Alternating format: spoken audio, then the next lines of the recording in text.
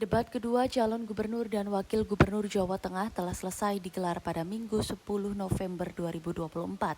Usai debat, Andika Perkasa Hendra Prihadi menjawab sejumlah pertanyaan dari wartawan. Salah satunya soal dukungan Presiden Prabowo pada paslon rivalnya yaitu Lutfi Tasyasin. Ia mengatakan bahwa dirinya juga ingin didukung oleh Presiden Prabowo. Pak Andika Hendi terkait peternak di Boyolali yang terpaksa harus membuang puluhan ribu liter susu setiap hari akibat tidak terserap oleh industri. Terima kasih. Langsung ya. Berarti kan masalah utamanya produksinya tidak terserap. Jadi menurut saya memang salah satu insentif yang kami berikan adalah usaha-usaha yang kemudian menciptakan hilirisasi. Misalnya produk susu misalnya. Kalau pembelinya hanya satu, yaitu misalnya pabrik yang langsung memproses, apapun itulah, saya nggak mau menyebutkan nama perusahaannya, maka tidak ada bargaining power.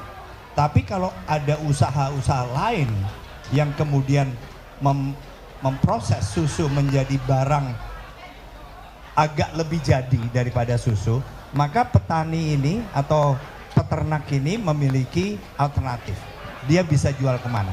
Itulah yang akan kami lakukan sehingga insentif ini, apakah pengurangan pajak, retribusi, perizinan yang menjadi kewenangan provinsi yang lebih dipermudah, sedemikian rupa sehingga usaha-usaha yang akan menyerap dan kemudian memproses ini lebih banyak, sehingga para peternak ini punya pilihan apakah menjualnya ke pabrik yang biasanya mereka jual atau tidak. Karena kan kuota, masalahnya adalah kuota yang diberlakukan oleh pabrik yang kemudian nggak bisa dibeli karena memang mungkin terlalu banyak.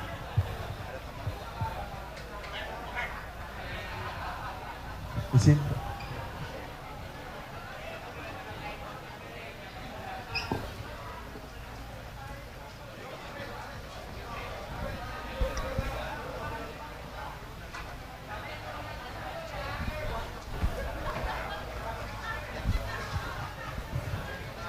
Saya menambahkan terkait dengan apa yang kami lihat waktu itu. Memang ada tomat yang tidak kemudian bisa dibeli dengan harga yang layak, ada tembakau, ada petani di padi juga mungkin begitu. Nah, salah satu yang sudah dilakukan hari ini tadi Gus Yassin cerita, sudah ada BUMD. Maka pangsa pasar ini akan kita perluas. Caranya gimana? Pak Andika dan saya insya Allah punya jaringan untuk bisa membuat pasar semakin terbuka luas. Dan yang kedua adalah pengolahan hasil dari panen tersebut. Supaya produk-produk tersebut punya nilai tambah yang kemudian juga bisa mempunyai masa supaya tetap awet sebelum dijual pada harga yang lebih baik. Terima kasih. Pertanyaan selanjutnya. Izin Pak Andika, Pak Hendi, saya Ki dari Nusantara TV, minta tanggapannya Pak. Kemarin dari paslon 02 itu mendapat dukungan dari Prabowo Subianto, bisa dikatakan dapat endorsan dari Presiden. Dari paslon 01 menanggapi hal seperti itu bagaimana sih tersebut? Kami inginnya juga didukung. Jadi itu adalah suatu dukungan yang sangat berarti bagi Mas Lutfi dengan Gus Yassin. Tapi kami juga sebetulnya kalau misalnya kami bisa menyuarakan, kami juga ingin didukung juga. Tapi kami sejak awal menawarkan visi misi program yang sesuai kok dengan kebijakan-kebijakan pemerintah pusat. Dan kami akan disiplin untuk mengamankan kebijakan pemerintah pusat dan bahkan mendukung penuh karena memang itu adalah tata negara kita. Undang-Undang nomor 23 tahun 2014 tentang pemerintahan daerah memang mengatur itu semua. Kami pasti patuh dan selalu loyal bekerja untuk pemerintah pusat termasuk juga dengan pemerintah kabupaten kota, dan kita pasti ingin mengamankan semua kebijakan yang diambil oleh Presiden dan Wakil Presiden sebagai pemegang kekuasaan pemerintahan di Indonesia. Mas Edi mau menambahkan? Ya kalau itu tanya ke pihak yang berwenang. Saya hanya menyuarakan apa yang kami rasa. Jadi ancaman nggak Pak untuk Andika Hendy dengan adanya dukungan itu Pak? Sebagai ancaman nggak Pak? Jadi ancaman nggak Pak? Enggak, sama sekali enggak. Justru kami kan ingin didukung juga. Satu lagi pertanyaan mungkin dari teman-teman wartawan. Mungkin menambahkan kepada Gus Umar Wahid yang hari ini menyempatkan datang. Mungkin sedikit saja Gus, kalau untuk suara kaum Nahdliyin di Jawa Tengah jelang Pilgub Jateng hari ini seperti apa nggih? Dan mungkin ada pesan kepada kaum Nahdliyin jelang kurang dari sebulan coblosan ini. Terima kasih. Terima kasih Mbak pertanyaannya ya. Yang pertama, saya sudah konfirmasi langsung kepada Ketua Umum PBNU, Ketua Dewan Tanfidz, Gus Yahya. Saya menanyakan sikap beliau, bagaimana sikap PBNU di dalam menghadapi pilkada. Beliau jelas mengatakan bahwa PBNU netral, ya, dan PBNU memberikan kebebasan kepada semua warga Nahdliyin untuk menentukan pilihan mereka. Ya, dan saya juga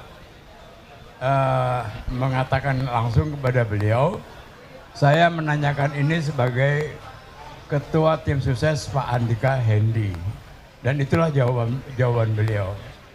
Oleh karena itu, saya merasa bahwa